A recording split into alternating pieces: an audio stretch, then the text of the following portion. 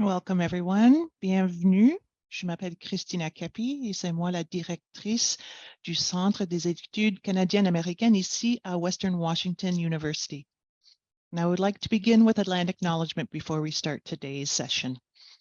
Western Washington University's main campus is situated on the ancestral homelands of the Coast Salish peoples who have lived in the Salish Sea Basin all throughout the San Juan Islands and the North Cascades watershed from time immemorial. We express our deepest respect and gratitude to our Indigenous neighbors for their enduring care and protection of our shared lands and waterways. Je vais faire la majorité de ma petite introduction en anglais, mais avec quelques petits mots en français, bien sûr. La majorité de la présentation va se dérouler en français d'après ce qu'on me dit. Mais avant de commencer, I would like to thank Western Washington University and the Alumni Association for all their help in co-sponsoring today's workshop on diversifying your French curriculum.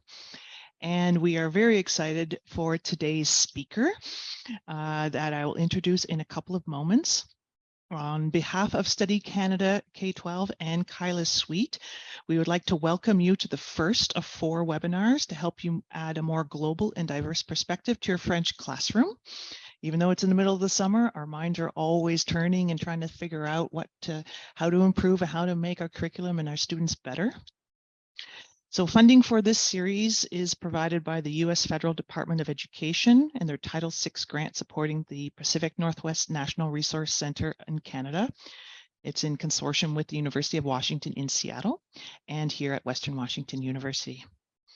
And so a special welcome to our cohort of French teachers who have signed up for all 4 sessions in the series. If you'd like to join them, they run every Monday throughout the month of July, and they're available for registration now. And I know that many of you, if not all, have registered for all 4. So I look forward to seeing you in the coming weeks. Alors maintenant, je vais passer à la présentation de notre présentatrice d'aujourd'hui. Her name is Lauren Rose Stunell. Lauren Rose Stunell is a non-Indigenous settler living and teaching on Treaty 7 land in Mohkinstsis, I hope I got that right, in Calgary, Alberta, Canada. She's a French immersion teacher who specializes in the integration of Indigenous education and ways of knowing with second language learning, and we are thrilled to hear and learn from her today. You will notice also before we bring in Lauren Rose that you are able to use the Q&A feature to submit questions and comments, and there may be a little bit of an activity going on today. Alors moi j'aime beaucoup les activités, c'est toujours fun d'avoir un peu la salle de classe ici avec Zoom. Donc maintenant sans délai, je passe la parole à Lauren Rose. Alors bienvenue Lauren Rose, bienvenue tout le monde. Merci, Madame Capi. Donc, je vais partager mon écran. Est-ce que vous pouvez le voir? Can you guys see it, okay?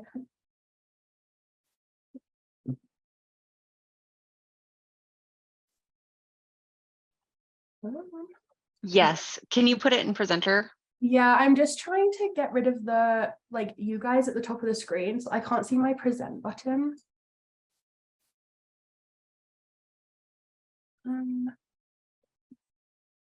Oh, here we go. Okay.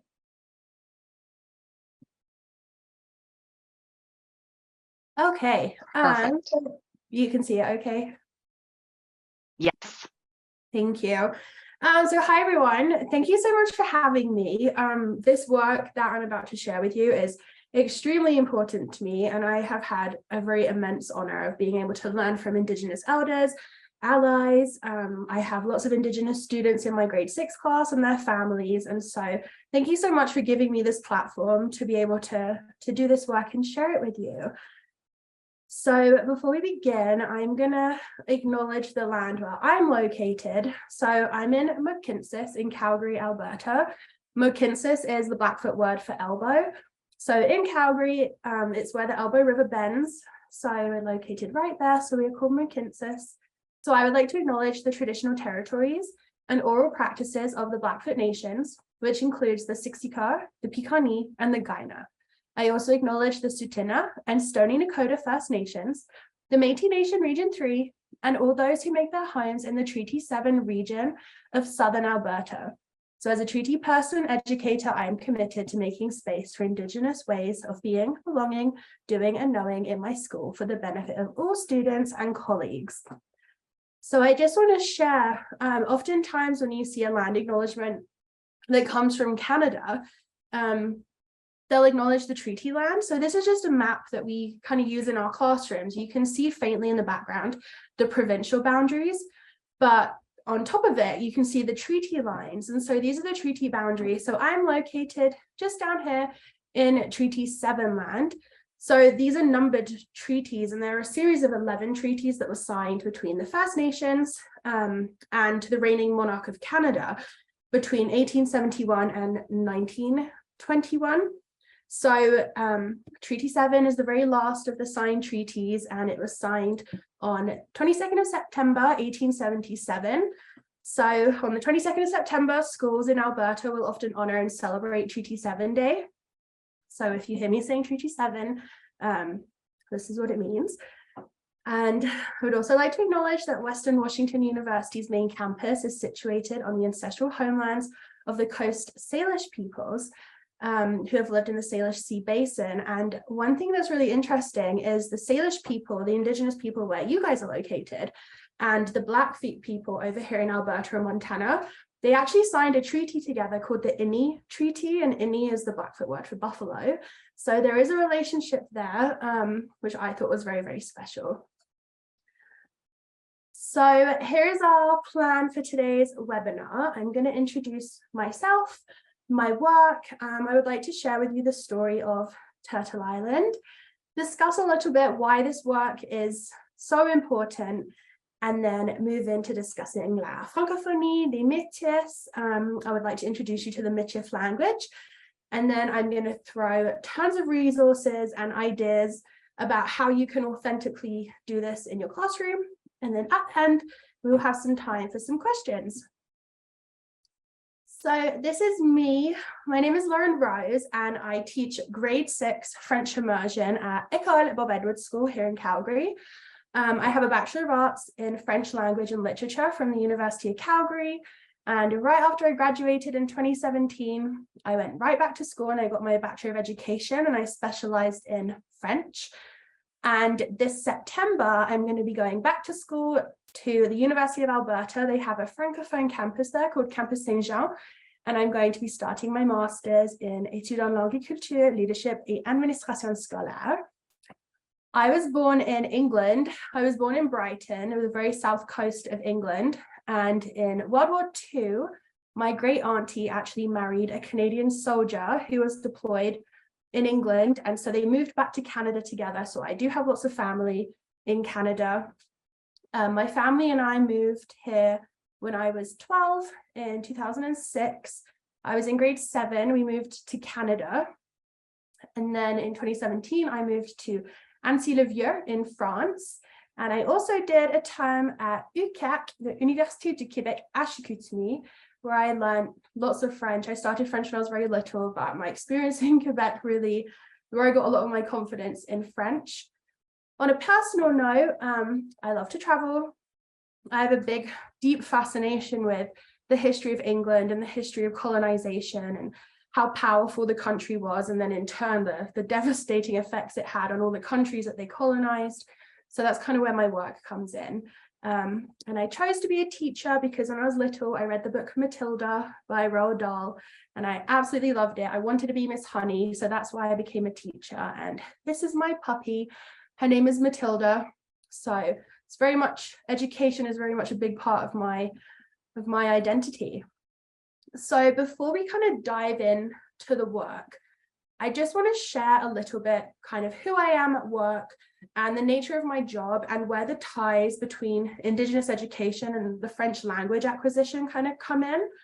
So at my school and in every school within the Calgary Board of Education, you obviously have your principal, your assistant principal, and then you'll have a few learning leaders who work on the administration team. And each of them is kind of in charge of sharing knowledge and guiding and mentoring. So that's where I'm currently at. I'm a learning leader within my school. This is a document here called the Teaching Quality Standard, and it provides a framework for the preparation, professional growth, supervision, evaluation of all teachers. So it's kind of like our purpose. We have to do this, we have to have it in our classroom. And when you get evaluated, when you're a teacher, you're evaluated based on this document. So there are 6 competencies. You have fostering effective relationships, engaging in career-long learning, demonstrating a professional body of knowledge, establishing inclusive learning environments, and then adhering to legal frameworks and policies. Number 5 is applying foundational knowledge about First Nations, Métis, and Inuit peoples. So for me, teaching in Alberta, this is a non-negotiable. When you're evaluated in your classroom, FNMI culture, ways of knowing, it has to be visible in every single classroom. So this is why the work is so important. It's kind of where my job comes in. So I've had amazing opportunities to present my work across Canada to Canadian educators, and I find all of us are kind of on the same page in terms of truth and reconciliation and understanding why this work is so important. And so this is the very first time that I presented about in international space to people in a different country. So when I was making my presentation, I was kind of thinking, well, how do I make educators that are in the United States care about this work that is so important, considering we're in a different country. So right here, this is how we know the map of our country. So you obviously have Canada, the United States, you have Alaska, and then Mexico, and together we make up North America. However, the story of Turtle Island is very, very different. So there is a creation story. It's the story of Sky Women, and this is not my story to share. This story has been taken from a book in my classroom called Turtle Island. So the story of Sky Woman is a creation myth that is found in the oral traditions of the Haudenosaunee, or the Iroquois people, who are indigenous to the northeastern region of North America. So their lands kind of span all the way down on this side of North America. And according to the myth, the world was very watery, and there were people who lived in the celestial realm up above called the Sky People. And so one day there was a lady, her name is Sky Woman, and you can see her up here. She grew curious and she peered over through the clouds, and she actually fell. And so when she was falling, as she fell down, this is what she saw. And she describes it as the back of a turtle. So Sky Women then asked the birds and the animals to bring soil from the depths of the waters. And so they dove down and they grabbed soil and they grabbed dirt and pebbles, and they brought all of it back up to the back of the turtle shell, and they built upon it, which became Turtle Island. So actually, when you look at the Indigenous nations, this is what the map looks like. So typically we would have the divide right here between our two countries. You have the divide between the USA and Mexico right here. So when I teach Indigenous studies, we don't say Canada, we don't say Mexico, we don't say the United States. We just say Turtle Island, which is all of North America. So there is my tie, there is our relationship together. I would argue that we are just one land. And if you have a look at the lands right here, so I'm located up here with the Blackfoot people. The border is about here, and oftentimes my sisters and I will drive down to Montana to go shopping, because you have Target and we do not. So we'll drive down to go shopping, and the nations, the dialect, the languages they speak, their culture, their stories are very, very similar.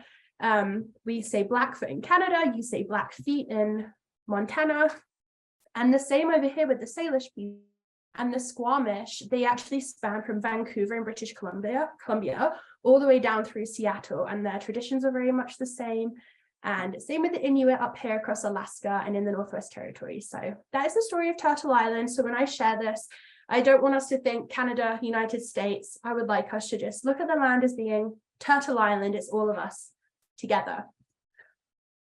So today's question, the overarching question of my presentation and the work that I do in my school, is how do language educators create meaningful lessons that work to encourage students in their journey towards truth and reconciliation, and understanding Indigenous ways of knowing, while also developing their students' target language. Because as French teachers, obviously our main goal is, well, how do we teach the kids French? How do we teach these people French?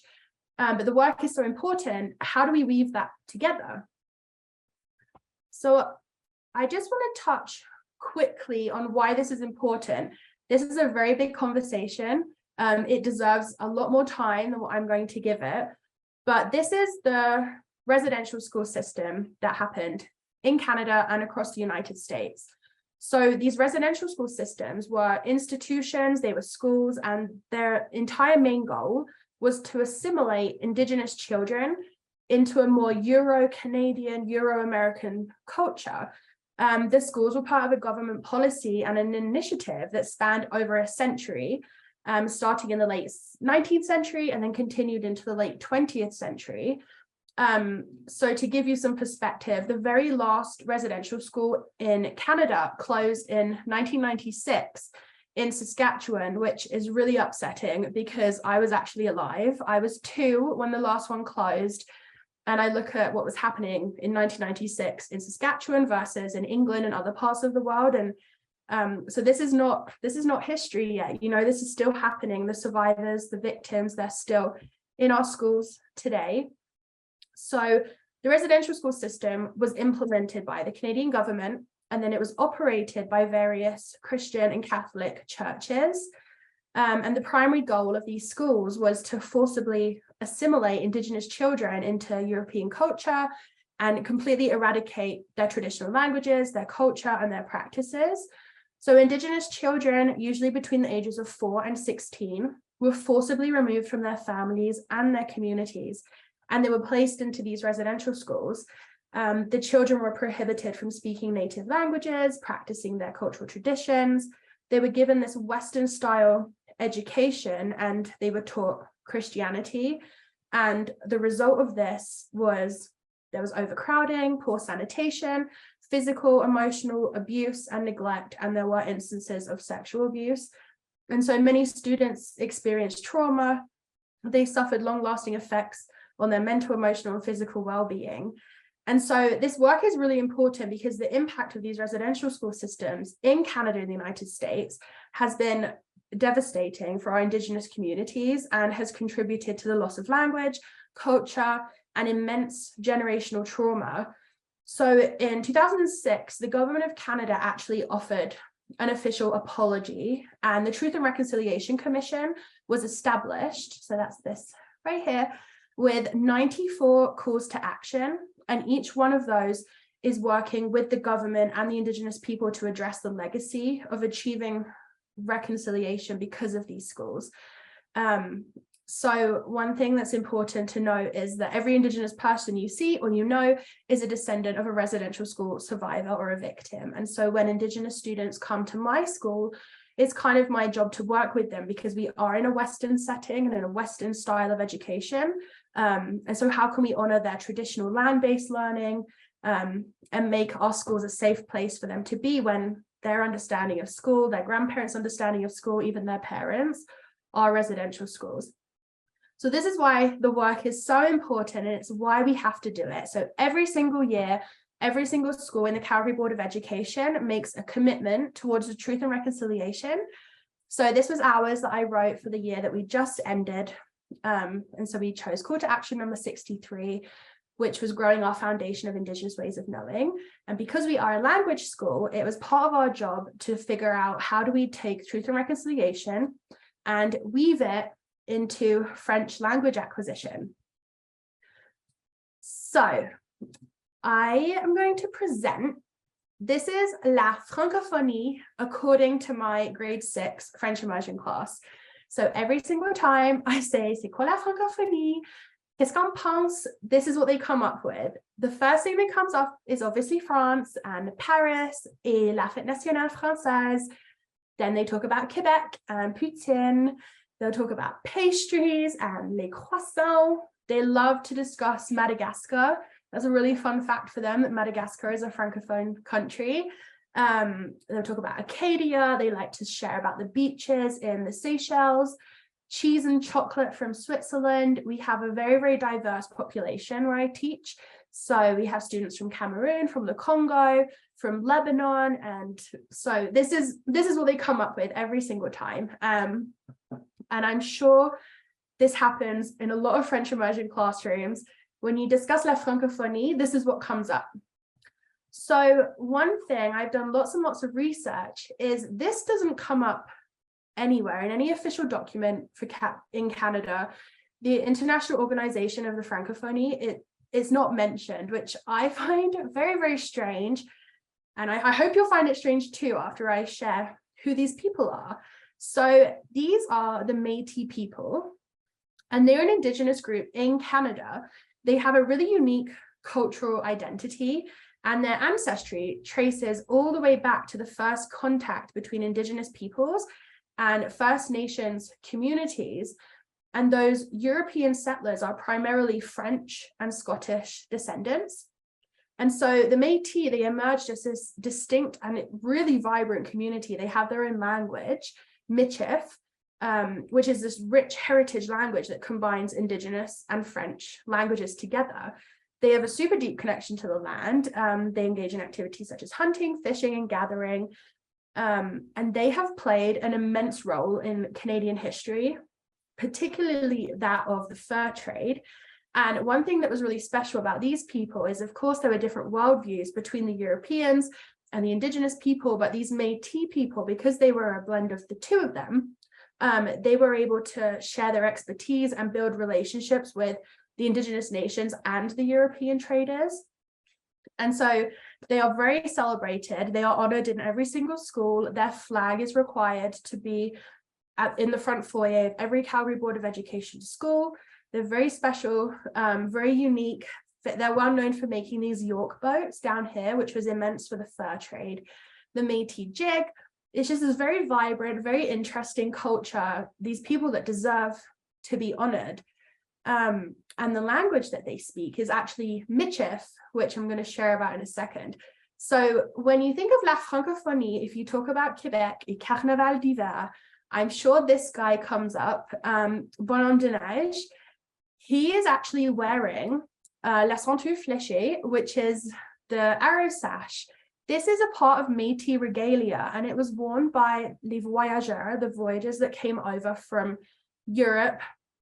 And then they had babies with these Indigenous women, and those Métis children would wear these Métis sashes. So men typically wear it around their waist, and depending on which side the knot is, shows if they're married or unmarried.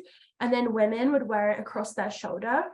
And so this guy comes up everywhere. He's very, very popular. And a lot of people don't know that actually what he's wearing is Métis regalia. So next time you talk about Quebec, maybe that's a fun way that you can share about the Métis people. So I'm going to share this very quick 4-minute video of this little girl. It's very, very cute, just from her perspective on who the Métis people are. Hi, I'm Roby, and I'm Métis. Most of my friends don't know what that means. Here's what I tell them. The Métis people started when a bunch of guys called the voyageurs came here to the prairies to work the fur trade. Along the way, they met the First Nation people who had lived here for thousands of years. They helped the voyageurs in their travels. Sometimes the voyageurs even married some of the First Nation women. Their babies were a mix of both cultures. By the way, do you know where babies come from? I do. As the little babies grew up, they found it hard to fit in. They weren't exactly like their mom or their dad. And do you know what they called themselves? Métis, which means mixed. These were the founders, the first official generation of the Métis people. The generation of my great grandparents. That's 7 generations leading to me. Not all of them were happy to be Métis. Actually, it's kind of been a roller coaster ride. The founders had babies. These babies grew up to be the proud generation. They grew up really happy to be Métis. Sadly, after many years of fighting for the right, Louis Riel and the Métis were defeated at the Battle of Etouche So many things that worked so hard to build were burned to the ground. That made their babies the defeated generation. They had seen their parents, the proud generation, lose the fight. Even though they loved being Métis, they stayed pretty quiet about it. Their babies grew up in a world where being Métis was a really bad thing. They were the shamed generation. Everywhere they went, people said mean things just because they were Métis. Not fair. And that's why the shamed generation raised their babies to hide their Métis heritage. And this hidden generation got very good at hiding. What are you guys? And guess what? They didn't even tell their babies who they were. Crazy. Mom, are you hiding anything from me? These babies are what I call the lost generation. Many of these guys didn't even know they were Métis. But thankfully, to my mom's generation, born as lost, became the found. With some digging and excellent detective work, the found generation found out who we were again. Thanks, Mom. For the first time in a long time, many Métis kids are growing up proud to be Métis from day one. I love to play in the snow, do the jig. Someday my mom will teach me to check out these moccasins my mom made me. So what's the lesson here? Knowing who we are and why we're proud of it makes us happy people. Happy people are nice to each other. And when we're nice to each other, only good things can happen. So that's the story of the Métis people. Okay, so that is the story of the Métis people. But one thing that I really love learning about is their language. So the Métis people, they speak Michif. So Michif is a blend of French nouns and Cree verbs that come together to form Michif. And so since the Métis people are a unique blend of European and Indigenous descent, it will come to no surprise that the word Michif means mixed. It has Latin roots, and the word actually means mixed. So there are different varieties of the Michif language. There is Michif French, which is mostly French-based with a blend of Algonquin words. And then there's Northern Michif, which is more Cree-based. And it only has a small number of words that are borrowed from French, but much like these dialects of any language, it's unique to the nation and the region in which the speakers live. So here's some phrases in Michif. En français, on dit bon matin. And in Michif, you say it exactly the same, but there are two O's. So you say bon matin, which means good morning. Bon après-midi. So bon après-midi is good afternoon. And then bonsoiré is good evening. So this is why I find it so fascinating, and I kind of get confused as to why this isn't presented more in when we celebrate like La Semaine de la Francophonie, because if you just look at these words, I'm sure I didn't have to tell you what it was in French or in English for you to understand what the words say. So according to a study from April 22nd, 2022, which was done by Canadian Geographic, there are only 640 native Michif speakers in all of Canada. And according to the Métis Nation of Ontario, there are only 5 to 10% of their Métis population actually speaks Michif, and most of them are elders. And so the language, when elders pass away, the language is kind of going with them. And I think this is something that we all have to care about as French teachers, because La Francophonie is a huge part of our identity. French is so wide spoken across the globe. Every single person has a different story of where they learn French. And I think as language teachers, we should leave space for all languages to grow and to blossom in our classrooms. And I think these languages, they kind of help us build relationships with our learners from diverse backgrounds to grow up our own practice of being culturally responsive teachers. And then also just to honor the Indigenous languages and the people of the land where we're situated. So this is an amazing quote from Gabrielle Fayon. She says, she's a Métis knowledge keeper in Alberta. She says, there is a larger reason for all of Canadians to care about the preservation of Michif, reconciliation. Michif for me, as long as Métis people in general, represents the truest and purest form of reconciliation this country has ever seen, Fayon says. What better example of reconciliation is there than a language that equally represents a French, an English, and a Cree worldview? If we lose that, not only is that a loss for us as Métis people in a cultural sense, it's a loss for all of Canada because we lose that important model. So in Canada, we have 2 official languages. We're also on Indigenous land. And so the Métis and the Michif language, they're really infusing those 3 things together, which they build our Canadian identity. So this is the Michif alphabet. And I'm going to say the alphabet in Michif how I've been taught. And then I just want someone in the chat box to tell me what language do you know where the alphabet sounds the same or similar. So A, B, C, D, E, F, G, H, I, J, K, L, M, N, O, P, R, S, T, U, V, W, Y, and Z. Is there a language that maybe the alphabet sounds like? I'm going to have a look in there.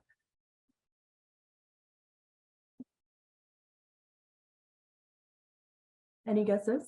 Yeah, it just sounds like French. So the Michif language is the alphabet sounds exactly the same as French. So when we have a look at the words in Michif, in English we say rain, en français c'est la pluie, and in Michif la pluie.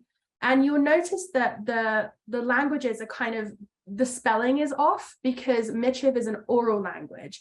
And so the way it's been written, it's actually been written down for European ears because it is an oral language. And so the way you pronounce it is very much phonetically. So le soleil, c'est li soleil. So the words, they're very, very similar. The nouns are very, very similar to French. So these are the colors. So this is French Michif. So you can see black, noir is noir, tan, crème, gray is gris, green is vert, orange. The words, they're so similar. And so this is a really fun, especially if you teach the little ones, it's fun to kind of put these words up in Michif, do your part towards truth and reconciliation, honor these Indigenous languages and have them guess if, and see if they know what the words mean.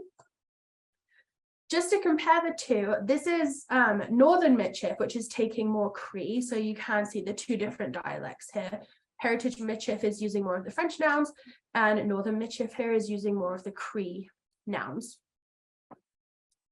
So les mois, you can see février, mars, avril.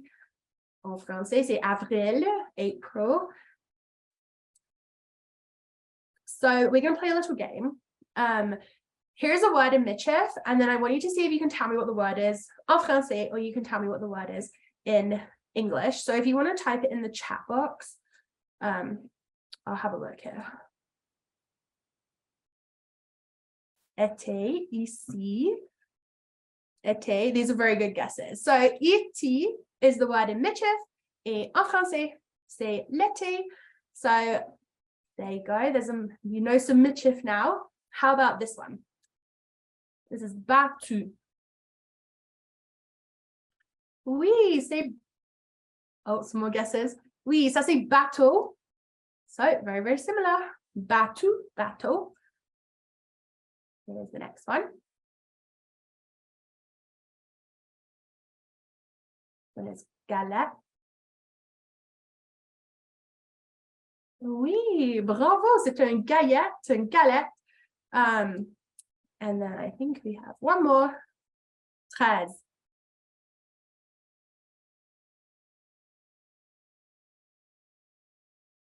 Oui, c'est 13. Just like the number 13. So this is a really cool, and it's really special for the students when they walk away like, I can speak Michif, which is such an honor. And it's so special that they're able to learn certain words in these Indigenous languages, because the way you preserve a language is by speaking it. So I'm going to play some words. I have my iPad right here. I'm going to play 7 words in Michif, and then I want you to tell me if you can tell me what those 7 words are. Okay, here we go. Lundi, mardi, mercredi, jeudi, vendredi, samedi, dimanche, Okay, those are the 7. And this is an Indigenous Métis elder who is saying the words. Have a little listening activity. Oui, c'est les jours de la semaine. So it's really cool. You can listen to it. It's so similar to French. I do think there is room for the Michif language to be honored in our classrooms. Bravo les élèves, good job. Okay, this one's a bit more challenging. Now we have a sentence. So this is a sentence in Michif. It might help if you say the sentence, if you pronounce it, and see if you can guess what the sentence is. It's not a complete sentence, it's a very short one. Oops. Oh no! Hopefully you didn't see the answer. Oh, Cédric, you're so quick with this. Une jeune femme. Yeah, good job. So, une jeune femme. And then the youngest, le plus jeune.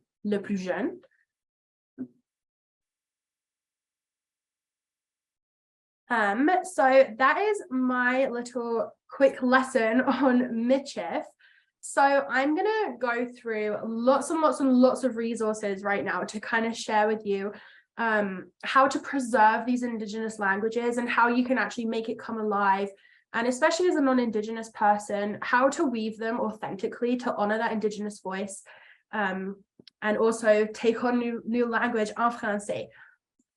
So number 1, I'm sure if you teach adults, if you teach kids, you're standing outside your classroom as the students come in, and the first thing that comes out your mouth, I'm sure, is bonjour, hello. So there are ways, my students now, these are the ways that we greet each other. So tamse is Michif for hello, tamse is Cree, and then oki is how you say hello in Blackfoot, which is the land in which we're on right now. So my first tip, just try introducing yourself, just say hello, make the language come alive, especially in the hallways. Students are always listening to teachers when they're speaking. So tamse, oki, bonjour, hello students as they come in to the classroom. Another thing that I have a lot of passion for is being mindful and intentional with your literature. So if you're choosing to do book studies, there are amazing books out there. I don't want to hate on it, but I always bring it up. But the book, The Giver, is read every single teacher I meet. Oh, we read The Giver in the classroom. Excellent book. I have nothing bad to say about it. But how can we be more mindful and intentional with the literature that we're reading in the classroom? When you're doing a reading comprehension, pick Indigenous literature to make it come alive. This is my favorite one, Étranger chez moi, A Stranger at Home, which tells the story of Margaret Pokiat Fenton, whose name, her Inuit name is Ulamau, and she was taken to a residential school, and it tells her story. So how can you be more mindful with the works and the literature that you're presenting to your students? It's a great way to authentically weave it. You have to do reading comprehension, you have to do language acquisition. So how can you be mindful about how you're actually presenting that to your students? I went into my classroom library and I've picked 2 books, especially for you guys, because they are American books, American authors. So this is the first one, Notable Native People. The book is in English. However, if you use l'approche neurolinguistique, the NLA approach in your classroom, you always start with teaching à l'oral. So this is Kyrie Irving. I'm a big basketball fan, and he's actually in the book, and his mum is Lakota. And so he often donates lots and lots of money to Indigenous communities to preserve history. And this one is really special because it includes Hawaii and Alaska, and the very, very interesting Indigenous peoples that live there as well. Their stories and cultures are just as special. So I really believe that representation matters. And so making sure that you have literature in your classroom that your students can see themselves in is very, very powerful. So this is one suggestion. The second one is this publisher in France called Quelle Histoire. And they published this book, Les Amérindiens, and it tells the story about contact between Christopher Columbus and the Indigenous people. Christopher Columbus is more specifically history in the USA. He's not covered in the curriculum in Canada so much.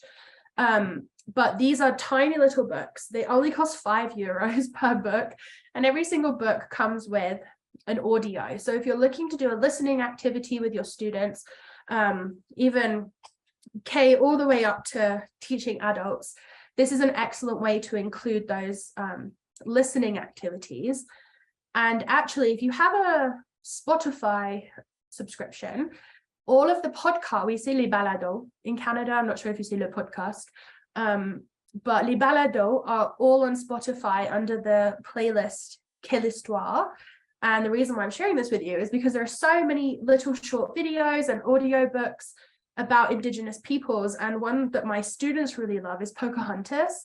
They obviously know the Disney side, which we won't get into, but the story is not quite represented who Pocahontas really was. She was a real Indigenous woman. And so just sharing her story is so special. And I picked one, I'm not going to show you the whole video, just a little clip. So these are the playlists that are on YouTube.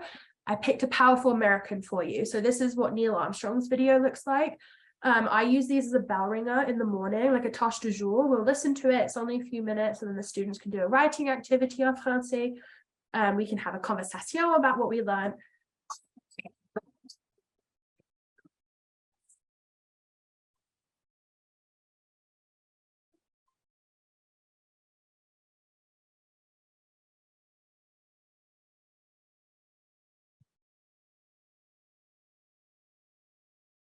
C'est à Wapakoneta, une petite cité de l'Ohio fondée par les chefs indiens Blue Jacket, veste bleue, et Black Hoof, sabot noir, que naît Neil Armstrong le 5 août 1930. Il va passer son enfance à déménager à cause du métier de son père. So voilà, c'est seulement 5 minutes, 5-6 minutes. So this one, there's so many to look at, but these are amazing. If I can recommend anything to use in your classroom that is authentically weaving reading comprehension, listening activities, getting students to speak à l'oral en français, Quelle Histoire is amazing. And if you want to order the little books from France, they're only €5. So I went to Paris over spring break and my whole suitcase was full of them. They're such amazing little pieces of literature.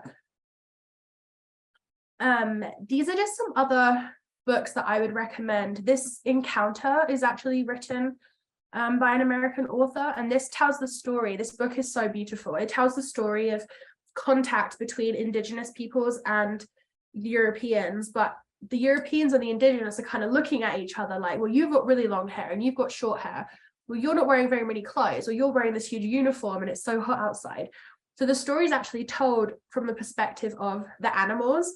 And so the birds are looking down and these two men are arguing and the birds are like, but you're both men, but you're both eating, but you both have hair. And so it's really special to show the relationship and the kinship between the people that live on the land. And this book is available en français.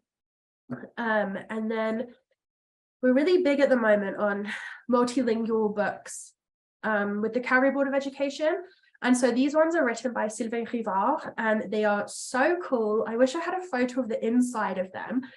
So it tells the story of the arrow sash. So this one is specifically Métis, the story of the moccasin, the mittens, the story of a toque, which is like a beanie hat, tell the story of sunglasses.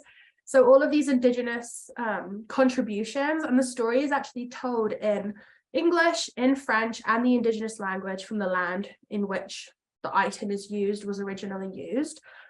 This is another really cool way to take on French and also honor those Indigenous languages and do your part towards truth and reconciliation.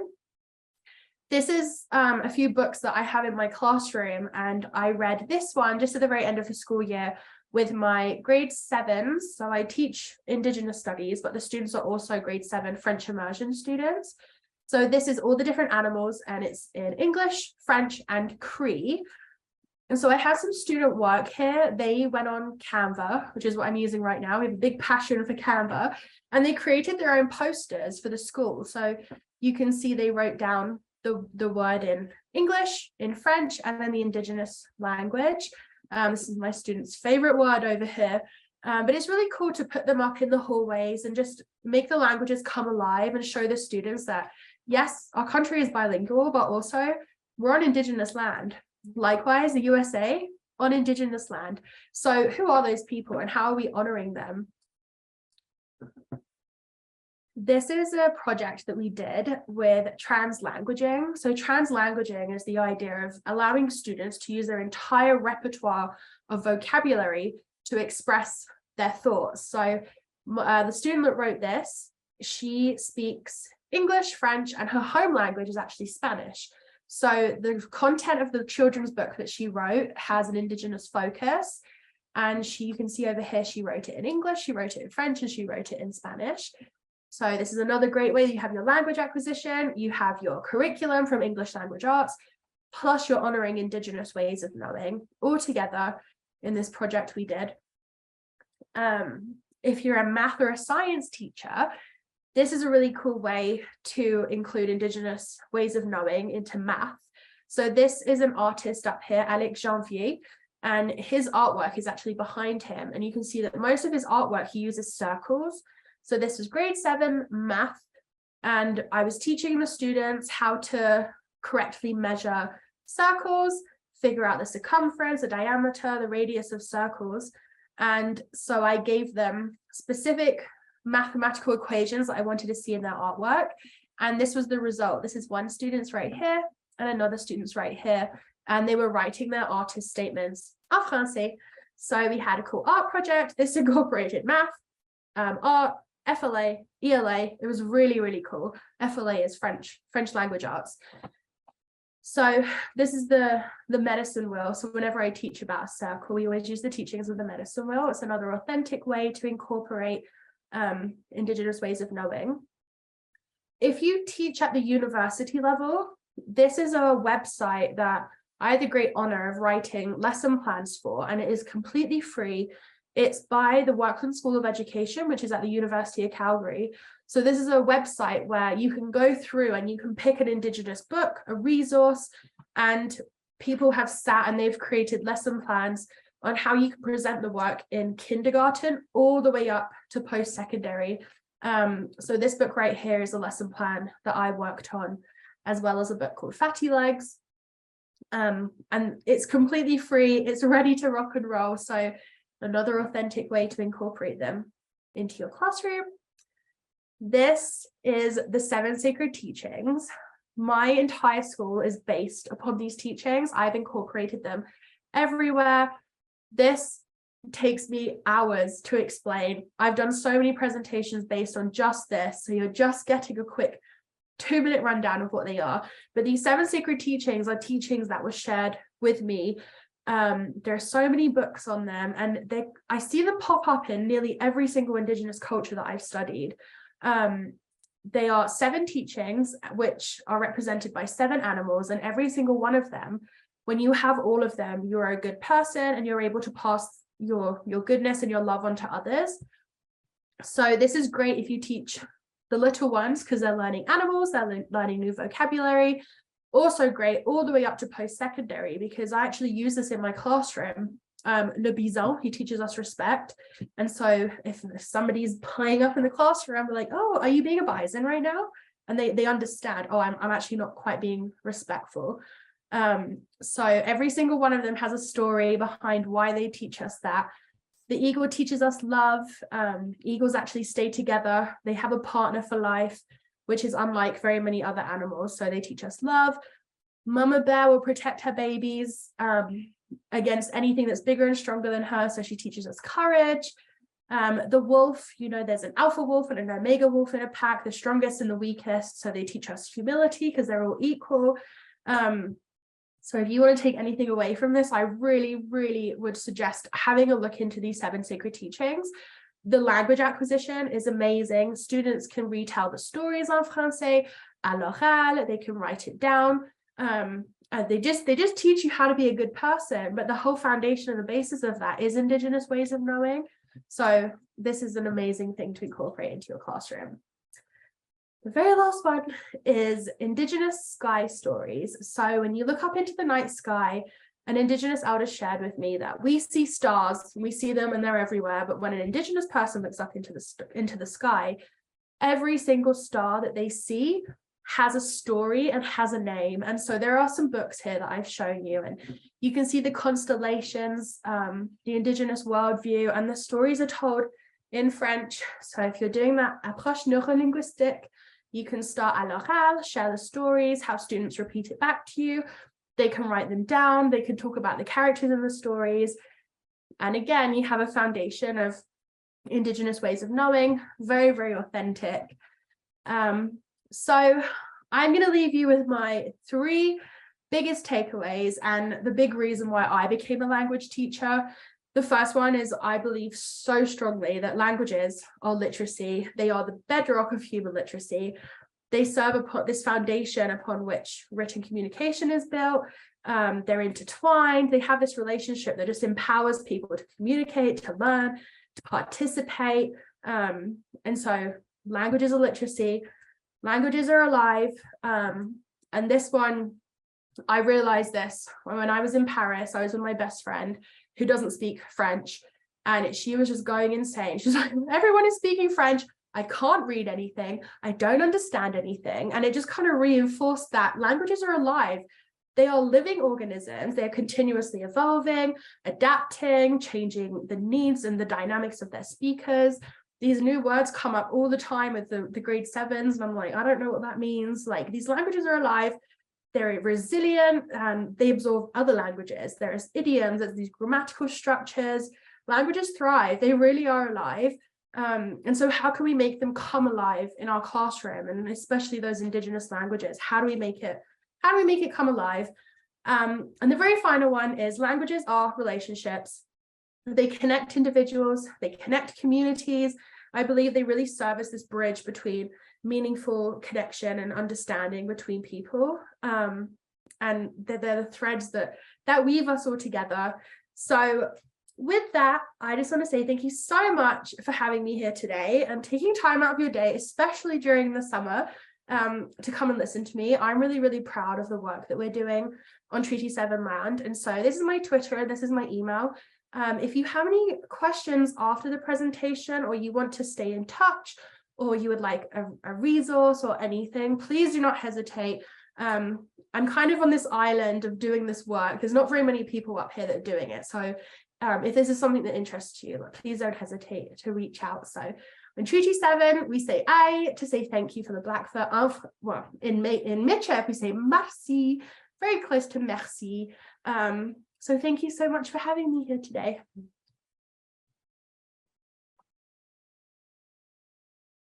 Merci beaucoup, Laurent Rose. On peut passer maintenant à des questions. S'il y a des questions, vous pouvez les mettre dans la Q&A ou dans le chat en ce moment. Je vois qu'il y a plutôt un commentaire d'une participante qui a mentionné que dans l'alphabet, Laurent Rose, quand vous avez montré l'alphabet, vous l'avez lu, il y avait le commentaire « Ah, mais il n'y a pas de Q dans l'alphabet. Il n'y a pas de Q. » Ouais, c'est vrai ça. Hein? Super. Moi, je l'ai remarqué aussi là. Est-ce qu'il y a d'autres commentaires? Il y a beaucoup de remerciements. C'est ça, ouais, les remerciements comme ça. Ouais. Mais comme il y a seulement le chat, on va peut-être attendre une petite minute, voir s'il y a les questions qui s'en viennent à l'écrit. Okay. C'était super, super intéressant. Moi, j'ai beaucoup, beaucoup appris. Et pour moi, j'adore voir la relation entre le français et le Michif. Comme linguiste, ça m'intéresse énormément. Oui. Ah là, allez-y. Il y a la question,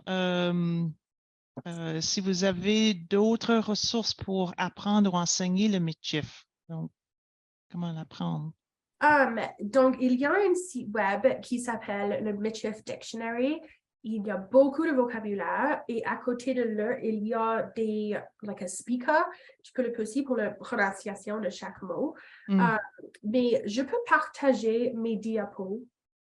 Est-ce que je peux le faire? Oui.